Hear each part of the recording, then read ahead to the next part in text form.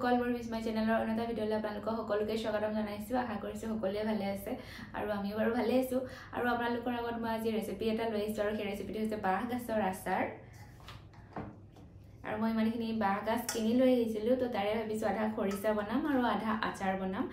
কেনেকৈ বনাও সেই আপোনালোকৰ আগত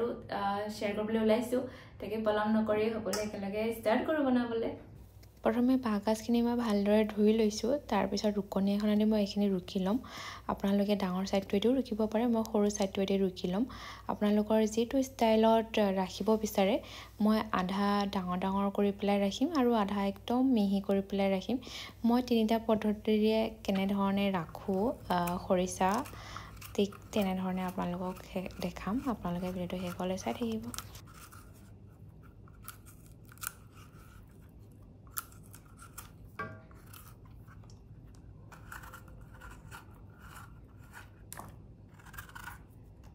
এইটো সাইড মানে অকণমান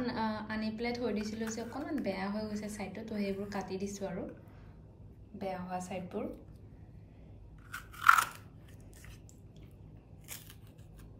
একদম কোমলীয়া কোমলীয়া হৈ আছে পুৰা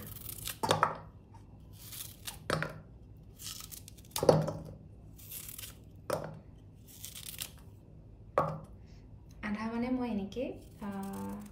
ডাঙৰ ডাঙৰকৈ কাটি পেলাই থৈ দিম আৰু বেয়ামত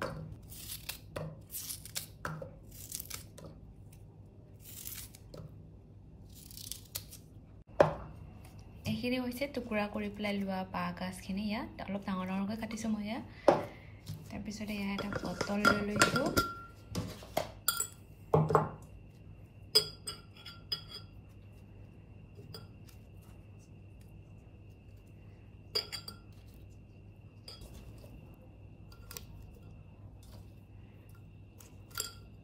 বটলত ভৰাই হৈ গৈছে ইয়াত গোটেইখিনি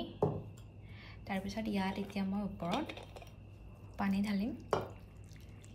একদম ফুল ওপৰলৈকে গোটেইখিনি গাছ যাতে ঢাক খাই তেনে হিচাপত মই পানী ঢালিম ইয়াতে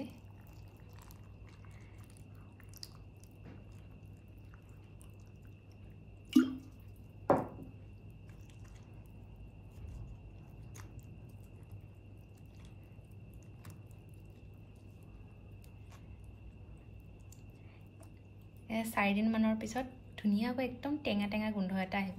তাৰ মানে খৰিচাত হ'বলৈ আৰম্ভ হৈছে আৰু একদম ওপৰলৈকে পানী হৈ গৈছে একদম ফুল হৈ গৈছে ঢাক খাই গৈছে তো এতিয়া মই এইখিনি একদম বন্ধ কৰিম একদম পুৰা টাইট কৰি পেলাই যাতে কোনো হাৱা নোসোমায় আৰু হাৱা সোমালেই মানে কি হ'ব অলপ ক'লা ক'লা যে পৰে ঠিক তেনেধৰণৰ হ'ব অলপ ৰ'দ পৰা জেগাত থৈ দিম চাওক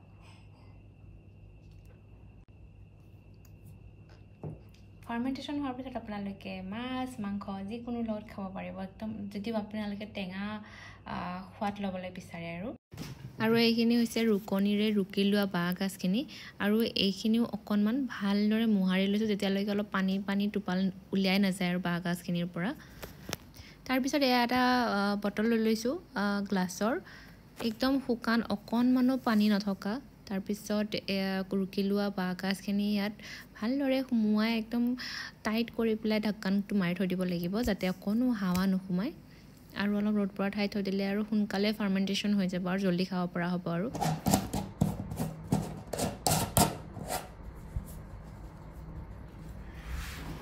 আৰু বাকী অলপ এইখিনি 1 চামুচ হালধি দি পেলাই ভালদৰে মিক্স কৰি ৰ'দত দি দিম এইখিনি বনাম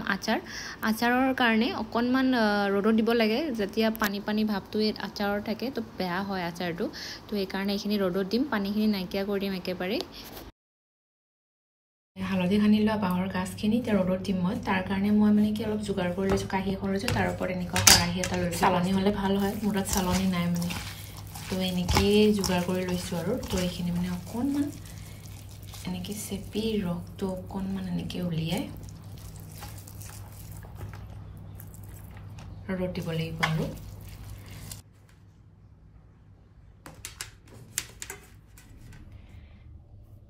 আৰু এই ৰ'দৰ পৰা লৈ আহিলোঁ মই শুকাইছে প্ৰায় একদম বেছি কৰকৰীয়াকৈ শুকাই যোৱা শুকান সেইটো নহয় আৰু অকণমান জিপ জিপ আছে এনেকৈ হ'লে হৈ যাব আচাৰৰ কাৰণে ভালেই মানে তাৰপিছত আৰু এইফালে এয়া ভোট জলকীয়া মই টুকুৰা মানে কাটি মানে এটা জলকীয়া দুপিচ কৰি পেলাই কাটি ৰ'দত শুকাইছিলোঁ তো এইখিনিও মই ইয়াত মিক্স কৰি বনাম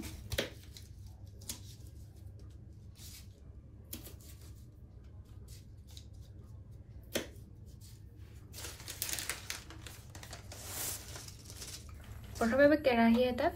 তেল অকণমান গৰম কৰি লৈছোঁ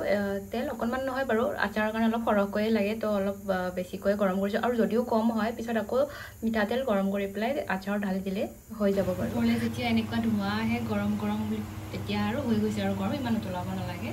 বাঁহ গাজৰ আচাৰ বনাবৰ কাৰণে মই অলপ মছলা ব্যৱহাৰ কৰিছোঁ একদম বেছি নহয় অলপ অলপকৈ ব্যৱহাৰ কৰিম কাৰণ বাঁহ গাজৰ আচাৰত ইমান মছলা ইউজ নকৰিলেও হয় আৰু তো এয়া মই 1 চামুচতকৈ কম আধা চামুচ জোখৰে পাঁচফোৰণ তাৰপিছত এয়া আধা চামুচ জোখৰ জিৰা 1 চামুচ গোটা সৰিয়হ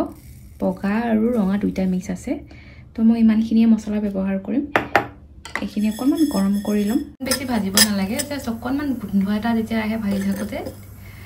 তো সিমানতে বন্ধ কৰি দিলে হ'ল ফ্লেমটো এয়া সৰিয়হকেইটা ফুটিবলৈ আৰম্ভ কৰিছে গোন্ধও ধুনীয়া ওলাইছে এতিয়া মই ফ্লেম অফ কৰি দিলোঁ এইখিনি এতিয়া ঠাণ্ডা হ'লত গুড়া কৰি ল'ম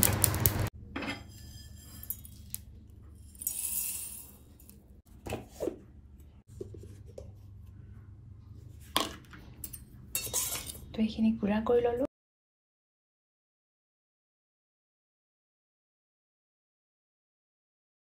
এইখিনি গৰম কৰি থৈ দিয়া তেলখিনি এতিয়া ঠাণ্ডা হৈ গৈছে তো মই এইখিনি মিক্স কৰি দিম আধা থৈ দিছোঁ আধা প্ৰথমে মিক্স কৰি লওঁ ভালদৰে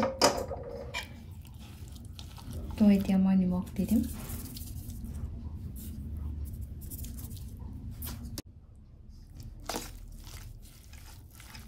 আৰু বাকি যিখিনি এখন থৈ দিছিলোঁ তো এইখনো মই একেবাৰে বাকি দি দিছোঁ আৰু বহুত দিনলৈকে থৈ দিব লগা হ'লে মিঠাতেলটো অলপ বেছিকৈ দিব লাগে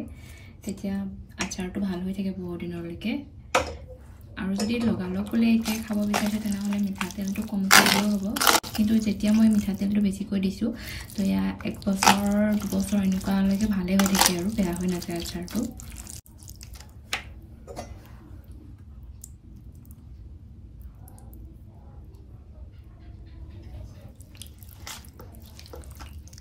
এয়া বাঁহ গাজৰ আচাৰ ৰেডি হৈ গৈছে এতিয়া বৈয়ামত সোমাই থৈ দিম আৰু